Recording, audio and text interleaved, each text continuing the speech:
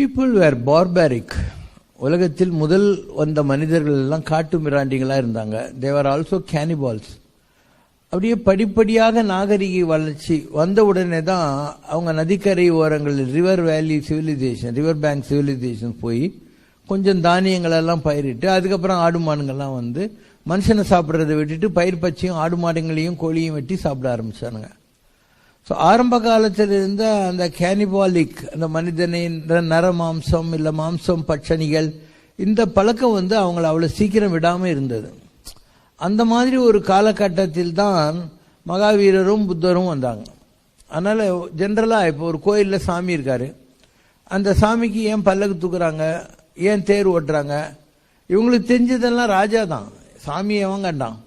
அதனால் ராஜா பல்லக்கில் போவார்னா சாமியும் பல்லக்கில் தூக்கு, ராஜா தேருன்னா சாமியும் தேரு, ராஜா சாப்பிடுவார் பீடா போடுவார்னா சாமிக்கும் சாப்பாடு தாம்பூலம் தர்சயாமி, ராஜாவுக்கு கொடை பிடிப்பாங்கன்னா சாமிக்கும் கொடை பிடி.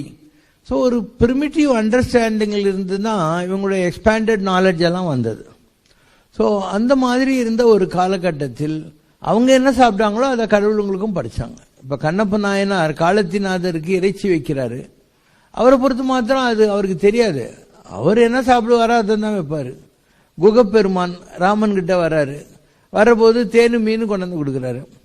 அப்போ அவர் என்ன சாப்பிடுவாரோ ஆஸ் எ வேடன் ஆர் படகோட்டி அதுதான் அவர் கொடுப்பாரு. அவருக்கு தெரியுமா என்ன அக்ரகாரத்தில் போய் ஐயர்கிட்ட கொண்டாடணும்னு.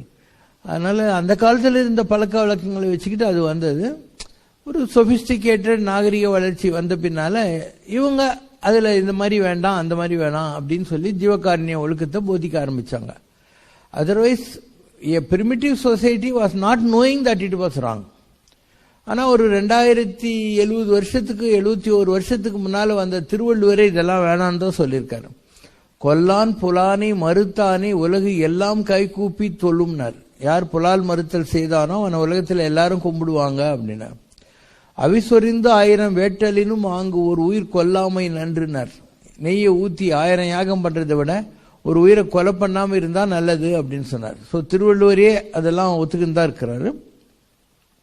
பட் ஆரம்ப காலத்தில் நீங்கள் பார்த்தீங்கன்னாக்கா அவங்க சொல்லுவாங்க, காக்கா காக்கா என் பொண்ணு ஓடிப்புட்டா, ஹஸ்பண்ட் அவங்க பாய் ஃப்ரெண்டு கூட காக்கா கத்துனா சொந்தக்காரங்கெல்லாம் வந்துடுவாங்கன்னு சொல்கிறாங்க, நீ தயவு செஞ்சு கத்தி உங்கள் காக்கா கூட்டத்தெல்லாம் கூப்பிடு, அப்போ அந்த சுப சகுனத்துக்கு என் பொண்ணும் மாப்பிள்ளையும் வந்துட்டாங்கனாக்கா நான் வந்து உனக்கு தங்கத்தட்டில் மட்டனை வச்சு நெய் ஊற்றி கொடுக்குறேன். இதெல்லாம் தான் தமிழ் இலக்கியங்களில் வர்ற பாட்டுங்க. நான் இந்த மாதிரி உனக்கு கொடுப்பேன் அப்படின்னு சொல்லிட்டு. ஸோ அதெல்லாம் இருந்திருக்கு. காக்காய்க்கு தங்கத்தட்டில் அவங்க புலாவ் இது மட்டன் வச்சு நெய் ஊற்றி கொடுக்குறாங்கன்னா அவங்க சாப்பிடாம இருந்திருப்பாங்க. அதே மாதிரி திருவள்ளுவர் கல்லுண்ணாமைன்னு சொல்கிறாரு. அண்ட் அந்த காலத்து இலக்கியங்களில் மது அருந்துதல் இதை பற்றியெல்லாம் சொல்லியிருக்காங்க. அப்போ தண்ணி அடிக்காத ஒரு சொசைட்டி இருந்திருந்தா அதில் ஏன் தண்ணி அடிக்காதன்ற விஷயங்கள்லாம் வரும், ஏன் வந்து இதை சாப்பிடாதன்ற விஷயங்கள்லாம் வரும். பிறன்மனை நோக்காத பேரன்மைன்னு ஒன்று இருக்குது. அப்போ எவனோ பார்த்துருக்கான், இல்லைன்னா அது எப்படி வந்துச்சு. ஸோ நம்முடைய இலக்கியங்கள் தான் கால கண்ணாடிகள். இந்த புலால் மறுத்தல் என்பது நாளடைவில் வந்தது, ஆனால் சக்ஸஸ் ஆகலை. இங்கே திருவள்ளத்தில் மௌனகுரு சிவானந்த சுவாமிகள் இருந்தார்.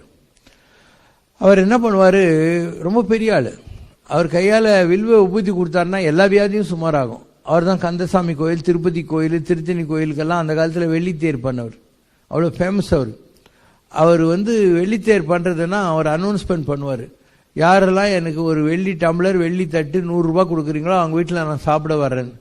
ஒரு நாளைக்கு 20-30 பேர் வீட்டுக்கு போவார். சும்மா கை நினச்சிட்டு அந்த தட்டு டம்ளர் 100 ரூபா வாங்கி போய் அதில் வந்து தேர் செய்வார்.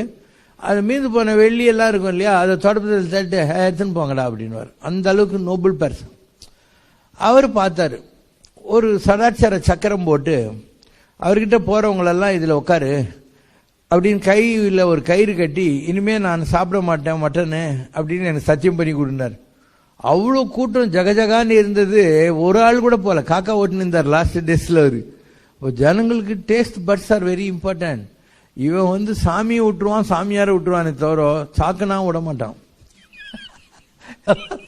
இன்னைக்கு நம்ம பசங்களே அமெரிக்காவில் நிறைய பேர் மாட்டுக்கறி தான் தோன்றானுங்க. கேட்டாக்கா எங்க என்ன கிடைக்குது சாப்பிட வேண்டியதுன்னு சொல்றாங்க, எங்கிட்டயே வேற சொல்றானுங்க. So taste buds are like that. ஆனா வள்ளலார் இதை ஒத்துக்கல. அவர் சொன்னாரு, எல்லாரும் கேட்குறாங்க நீங்க எப்படியா இவ்வளவு பெரிய ஆளா நீங்க. அதுக்கு அவர் சொல்றாரு, ஆவா வேணா உரைக்கலியன் செதிர்தான் பெரிது அப்படின்னு சொல்லிட்டு அதுக்கு ரீசன் சொல்வார். சாகா வரமும் சர்வ சித்தி எல்லாமும் பெற்றிட்டேன், ஓஹோ நோன்பு நோற்றிட்டேன். எனக்கு சாகாது இருக்கிற வரம் எல்லா பவரும் சாமி கொடுத்தாரு. ஏன்னா நான் ஓஹோ நோன்பு நோற்றிட்டேன். அது என்னையா ஓஹோ நோன்புன்னா, புலால் ஒண்ணாமை, ஜீவகாருண்ய ஒழுக்கம், அதனால எனக்கு இந்த பவர் எல்லாம் நடராஜர் கொடுத்துட்டாரு அப்படின்னு சொல்லுவார். ஆனா முடியாது. நிறைய பேர் கேட்பாங்க இது என்ன பண்ணணும்னு. நான் சொன்னேன், நீ உடணும்னு நினைச்சானே என்ன கேட்க மாட்டேன். நிறைய பேர் தண்ணி அடிக்காம இருக்கணும், தம் அடிக்காம இருக்கணும், நான்வெஜ் சாப்பிடாம இருக்கணும் அப்படின்னு கேட்பாங்க. அப்ப அவன் ஏன் கேட்கிறான்னா, அவன் இஸ் சோ வீக். அவனுக்குள்ள 2 பேர் இருக்கிறாங்க. சாப்பிடணும்னு சொல்ற ஒருத்தன், சாப்பிடக்கூடாதுன்னு சொல்ற ஒருத்தன். தம் அடிக்கணும்னு சொல்ற ஒருத்தன், அடிக்கக்கூடாதுன்னு சொல்ற ஒருத்தன். தண்ணி அடிக்கணும்னு சொல்ற ஒருத்தன், அடிக்கக்கூடாதுன்னு சொல்றான். அந்த 2 பேர்ல ஒருத்தனை அவன் கொலை பண்ணா தான் முடியும். இல்லைன்னா அவன் சும்மா கேட்டுன்னு இருப்பான், ஜோசியம் கேட்டுன்னு இருப்பான். நம்ம ராமதாஸ் இருந்தாரு, அவர் மொடாக்குடியன். என்கிட்ட வந்தார். வந்துட்டு நான் தண்ணி அடிக்கிறத விட்டுரு போறேன் அப்படின்னாரு. விட்டுருன்னு ஒண்ணுமே நான் சொல்ல, விட்டுருன்னு. அதுக்கப்புறம் அவர் எப்போ டெம்டேஷன்ல விஸ்கி பாட்டில் இதான எடுத்தாருன்னா, அந்த கப் மேல ஐயப்பசாமி இப்படி உட்காந்து இருக்கும். பயந்து போய் தான் அவர் தண்ணி அடிக்கல. எப்ப ட்ரிங்க் எடுத்தாலும் ஐயப்பசாமி உட்காந்து இருக்கும் கப் மேல. அதுக்கப்புறம் வந்தாரு, நான் கவுச்சு சாப்பிட்றத விட்டுடணும் அப்படின்னாரு. நான் சொன்னேன், இப்ப நல்லா சாப்பிட்டு புரட்டாசி சனிக்கிழமையிலேருந்து விட்டுருன்னு. ஸோ புரட்டாசி சனிக்கிழமையிலேருந்து விட்டாரு. இப்படி ஒரு காலம் வரும் உங்க லைஃப்ல, தானா ஒரு காலம் வரும். அப்ப நீங்களா விட்டுருவீங்க, யார் சொல்லியும் விட மாட்டீங்க அது வரைக்கும். ஏன்னா திருவள்ளன் சாமி நான் பார்த்தேன், கடைசி நாள் லீவ் ஓட்டின்னு உட்காந்துருந்தார் அவர். ஏன்னா அவர் இந்த சைவத்துக்காக வர சொல்றாருல, அது ஜனங்களுக்கு உடன்பாடு இல்லை. புத்த மதம் இந்தியாவில் ஃபெயிலாண்டே அதனால்தான். புத்தர் ஜீவகாருண்யத்தை ஒழுக்கத்து போயிட்டாரு. புத்தர் கரெக்டா இருந்தாரு, அவர் காலத்தில் இருந்தவனும் பயந்து இருந்தான். After the physical demise of Buddha அவங்க அனாச்சாரத்துக்கு போயிட்டாங்க. இந்தியாவில் புத்த மதம் அழிஞ்சு போச்சு. இந்தியாவில் புத்த மதம் ஒன்றும் பெருசா இல்லை. ஆனால் கம்போடியா, வியட்நாம், சீனா, இந்த மாதிரி பல கண்ட்ரீஸ்ல இன்னைக்கு புத்த மதம் ஓஹோன்னு இருக்கு. அதுக்கு என்ன காரணம்னா, மகேந்திரவர்ம பல்லவனுடைய அசோக சக்கரவர்த்தியுடைய மகன் மகேந்திரனும் சங்கமித்திரையும் ஸ்ரீலங்காவுக்கு போனாங்க. அதுக்கப்புறம் ஒவ்வொரு ஊரா போய் புத்த மதத்தை பரப்பினாங்க. அண்ட் இவங்க என்ன பண்ணிட்டாங்க, ஆரம்ப காலத்தில் இந்த தாய்லாந்து வெஜிடேரியன் ரெஸ்டாரண்ட்டுக்கு போனீங்கன்னா அங்கே மைதா மாவுலேயே கோழி மாதிரி எல்லாம் பண்ணி வைப்பான், உன்னை ஏமாத்துறதுக்காக. அது சைவம் தான், அது சோயாபீன்ஸில் அந்த மாதிரி கொடுத்து பார்த்தானுங்க. ஒன்றும் பருப்பு வேகலை. அப்புறம் நீ என்ன வேணா சாப்பிட்டுக்கோ, நான் புத்தம் சரணம் கச்சாமிட்டா தீர்ந்து போச்சுன்னா. அவன் வெட்டுக்கிளி பக்கோடா, பாம்பு ரத்தம் எல்லாத்தையும் கெட்டியா பிடிச்சுன்னுக்கிறான். ஆனா சும்மா புத்தர் புத்தர்னு சொல்லுவான். எனக்கு தெரிஞ்ச ஒரு பொண்ணு அமெரிக்காவில் இருக்கான். அவ தெலுங்காயிரு. ஒரு ராஜா, ராஜபாளையம் ராஜா சொல்லுவாங்க இல்லையா, நாயுடுஸ்னு, அதுல ஒரு பையனை கல்யாணம் கட்டிக்கணும்னு என்கிட்ட வந்து கேட்டான். நான் அவளை கேட்டேன், ஏன் நீ இன்டர்காஸ்ட் மேரேஜுக்கு ப்ரிஃபர் பண்றேன்னு எனக்கு சொல்லு அப்படின்னு. அவ சொன்னா, இந்த பசங்க பூரா 190 பேர் எல்லாம் கறி துண்டுறானுங்க, இவன் நான் பிராமணா இருந்தாலும் வெயிட்டேனாகிறான், இதுதான் எனக்கு ரொம்ப பிடிச்சிச்சு அவங்ககிட்ட. இதுதான் உண்மை. It's a habit. அண்ட் ஒவ்வொருத்தரும் ஒரு ஹேபிட்ல மாட்டிக்கினா அவங்க வெளியே வர்றதில்லை அதுல இருந்து. அதே continue with that. So it's a topic which is irrelevant today.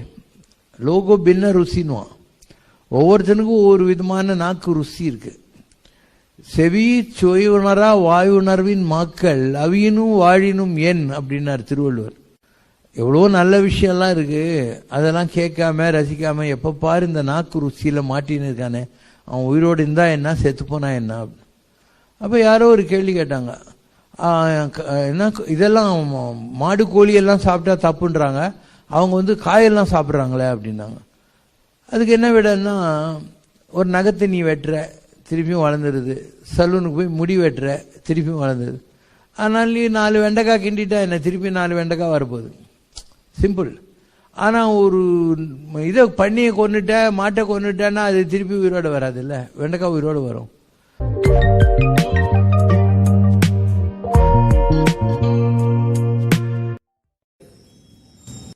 Vallimalai சச்சிதானந்த சாமி என்ன பண்ணாரு, ஒரு தடவை கதிர்காம முருகனை பார்க்கணும்னு சொல்லிட்டு கிளம்பினாரு. அந்த காலத்துல கப்பல்ல போனோம் ஸ்ரீலங்கா. அதனால ராமேஸ்வரத்துல கலெக்டர், வெள்ளக்கார கலெக்டர் கிட்ட கையெழுத்து வாங்கினாதான் விசா கொடுப்போம், பெர்மிட் கொடுப்போம். இவர் வந்து, நான் திருச்செங்கோட்டுக்காரன், எனக்கு சமையல் வேலை தெரியும், மைசூர் ராஜா கிட்ட நான் சமையல் வேலையில் இருக்கேன். வெள்ளக்காரன் சொன்னானா, அப்பனா எனக்கு நல்லா சாப்பாடு பண்ணி போடு, உன் சாப்பாடு பிடிச்சா உனக்கு பெர்மிட் தரேன் நான். இவர் சைவம், என்ன பண்றதுன்னு தெரியல. என்ன பண்ணாரா, நல்லா முருக்கா அந்த மாதிரி காய்கறி எடுத்து பதார்த்தம் வந்து ஒரு நான்வெஜ் டேஸ்ட் வர்ற மாதிரி பண்ணி அவங்ககிட்ட கொடுத்தாரான். அவன் அந்த முருங்காவை உறிஞ்சிற போது அவனுக்கு மட்டன் ஞாபகம் வந்து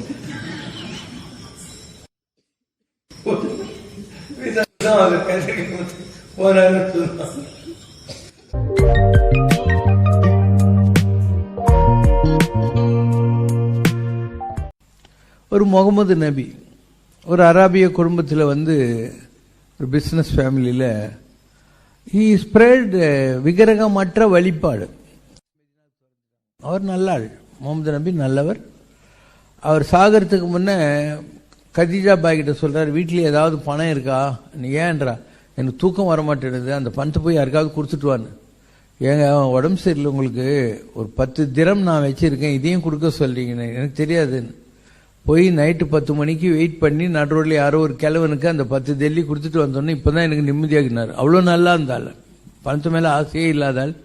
இன்னும் சொல்ல போனா அவருடைய ஆயுஸ்லயே அவர் 4 தடவை தான் மட்டனே சாப்பிட்டு இருக்கிறார் பக்ரீத் அன்னைக்கு, இல்லைனாக்கா he was a vegetarian.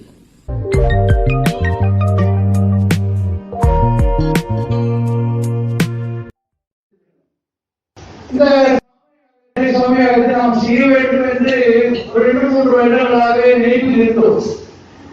ஆனா நமக்கு பிரிஸ்கிரிப்ஷன் கொடுத்த வேதியர்கள் பகவே அதுல வந்து மருத்துவ பண்ணி கொடுக்கணும் அப்படிங்கிற மாதிரி சொன்னார்கள். நான் சொன்னேன், எனக்கு உடன்பாடு இல்ல, அப்படி சொல்லிட்டு 1000 வேண்டதும் ஒரு உயிர் கொள்ளலாமா என்று. கொள்ளலாம் குடாரி மறுத்தாரி உலகு எல்லாம் கைகூப்பி தோழும். அதனால அதை தவிர வேற ஏதாவது வழி இருந்தா சொல்லுங்க. எப்படி ராமர் சொன்ன சீதையை வைத்துக்கொண்டு யாகம் செய்தாரோ அந்த மாதிரி தங்கத்தில் வேணா ஒரு பசுமன் பண்ணி போட்டுக்கலாம் அப்படின்னு அவங்க என்ன இல்லைன்னா. அதுக்கு பின்னால நான் தேவராபாபா என்று சொல்லக்கூடிய ஒரு பெரிய மகான், வடநாட்டுல 4 குச்சிக்கு மேல உட்காந்து அமரமா இருப்பார். இந்திரா காந்தியிலிருந்து யார் அவரிடம் காலை வச்சு தலைமையில ஒழிப்பார். அவ்வளவுதான் மிகப்பெரிய நிலையில் இருந்தார் தேவராபாபா. அவர் ஒரு முறை மகாத்மா காந்தி கிட்ட சொல்றாரு, இந்த வினோபாவை ஒண்ணு தெரியாம வளர்றாரு. மகாத்மா கிட்ட அவர் சொல்றாரு, வினோபாவை ஒண்ணு தெரியாம வளர்றாரு, சாஸ்திரத்தை பத்தி ஒண்ணும் தெரியல, அதனால நீங்க வந்து மாத சொல்லலாம் மாட்டு அழைக்கும். வினோபாவை 2 பேரும் ஆகிக்குமே. அப்போ அவர் சொல்றாரு, நீ வந்து எல்லாத்தையும் மிஸ்இன்டர்பிரட் பண்ற, இந்த யாகங்களை பற்றியெல்லாம் வேதங்களில் வருகிறதெல்லாம் யோக சாஸ்திரம் சம்பந்தப்பட்டது. பசுவோட நாகை சாப்பிட்டுன்னு சொல்லவே இல்லை. பசுனா ஆத்மா, ஒரு ஆத்மா வந்து நாகம் அடிச்சு அந்த முதலீடுகளுக்கு போகிறத பத்தினா அவங்க சொல்லி இதன் மூலமாக அமிர்தம் சொல்லிருக்கோம். மாங்காய் பால் ஒன்று மறுநேரே பார்த்து தேங்காய் பால் கடி அப்படின்னு ஒரு விளக்கம் எல்லாம் அவர் சொல்லி, அப்போ மனுஷன் பண்றாரு, நான் எப்படி நினைக்க முடியும், நம்முடைய வேற காலத்துல விஷயம் அவமானம் பண்ணிட்டு சப்தமா இனிமையாவது உருப்புற வழி அவ்வளோ மன்னிப்பு கேட்கணும்னு சொல்றாரு. அதுக்கப்புறம் தான் அந்த விளக்கங்கள்லாம் வருது. இந்த யாகம் பசுமை கொடுப்பது அல்ல, ஒரு வேறு சோம வேறுன்னு சொல்லுது, அதுல இருந்து அமிர்தத்தை கொடுத்து சோமபானமாக இருந்ததும் அதுல வருது. அப்போ இந்த சமாச்சாரியார்கள் அதே மாதிரி செய்கிறார்கள் என்ற ஒரு தகவல் கட்சி மிக ஒரு விஷயமா வச்சு இன்றைக்கு நாம் எல்லாம் செய்வோம்.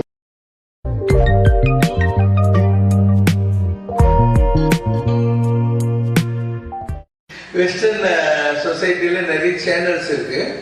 they are all advocating vegetarian food. இப்போ அவங்க என்ன சொல்றாங்கன்னா, இந்த பிளாஸ்டிக் குப்பை இதை பத்தி எல்லாம் பேசி நம்ம டைம் வேஸ்ட் பண்றோம்.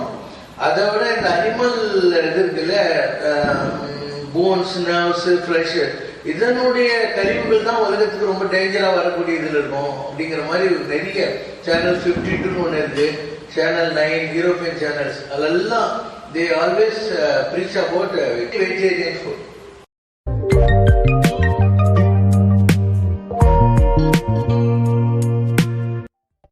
அப்படி ஒரு ஃப்ளஷை சாப்பிட்டு உன் ஃப்ளஷை வளர்த்து என்ன செய்ய போற?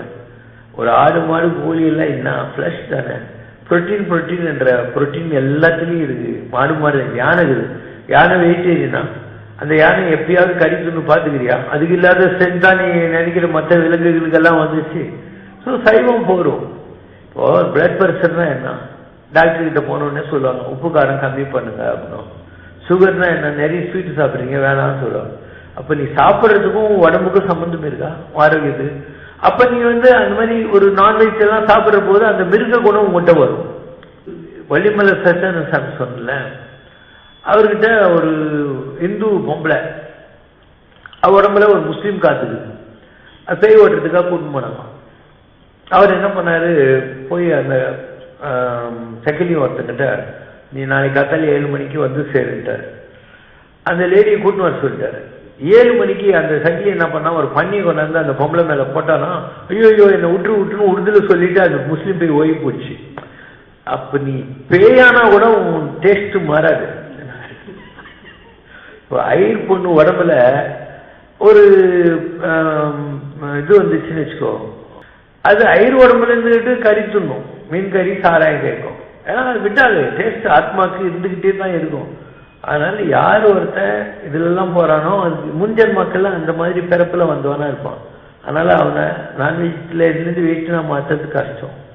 ஒருத்தன் வெஜிடேரியனா இருந்து முன்ஜென்மாக்கள்ல பூஜை பண்ணான்னு வையன், அவனை நான்வெஜ் சாப்பிட சொன்னாலே அவன் சாப்பிட மாட்டான். இதெல்லாம் லோகோ பின்ன ருசி, அவனுடைய ருசின்னு ஒன்று வருது உலகத்துல. ஆனா எல்லா சாஸ்திரங்களும் என்ன சொல்லுது? சைவம் தான் நல்லது. உன் ஃப்ரெஷ்ஷை வளர்க்கறதுக்கு இன்னொரு ஃப்ரெஷ்ஷை தேடி அலையாத. உன்ன மாதிரி அந்த கோழியும் ஆடும் கூட ஒரு ஜீவராசி. இவன் கடையில தொங்க விட்டுருக்கிற கிட்னி பார்த்தான் ஆட்டுது, அதனுடைய மூளையை பார்த்தான், எல்லாம் பார்த்தான். ஆனா அதை வெற்ற போது போய் பார்த்தானா, ஒரு ஆட்டை கோழி வெற்ற போது போய் பார்த்தானா அவனையும் விட்டுருவான். இவன் அங்க மாட்டி வச்சிருக்கிறத பார்த்துட்டு பிரியாணி நினைச்சுன்னு தான் அதை வாங்குறானே தவிர 1/4 கிலோ 1/2 கிலோ அதுவும் தொடக்கரியா கொடுன்னு வாங்குவான். ஏன்னா அதை வெற்ற போது பார்க்கட்டுமே. ஒரு 4 தடவை அந்த ஆடும் கோழியும் படுற கஷ்டத்தை பார்த்தா இவனுக்கு மனசு மாறிடும், தெரியல. அதனால நான்வெஜ்காரனை மாற்றணும்னா வேற வழியே இல்லை. நான் ஏன் இதை பற்றியெல்லாம் அதிகம் பேசுறது இல்லை. புத்தர் பேசினாரு, வள்ளலார் பேசினாரு. நான் ஏன் பேசுறதுன்னா எனக்கு தெரியும் ஜனங்க அவ்வளோ சீக்கிரம் மாற மாட்டாங்க, மாற்ற முடியாது, ஜனங்களை மாற்ற முடியாது. அதனால தான் இந்த வம்புக்கெல்லாம் நான் போறதில்லை. நான் மூட்டை பூச்சி கூட இது வரைக்கும் கொண்டதில்லை. சின்ன வயசுலேருந்தே அப்படிதான். ஒரு மூட்டை பூச்சி பார்த்தா ஒரு காலி நெருப்பூட்டில் போட்டு எங்கேயாவது விட்டு வருவேன்.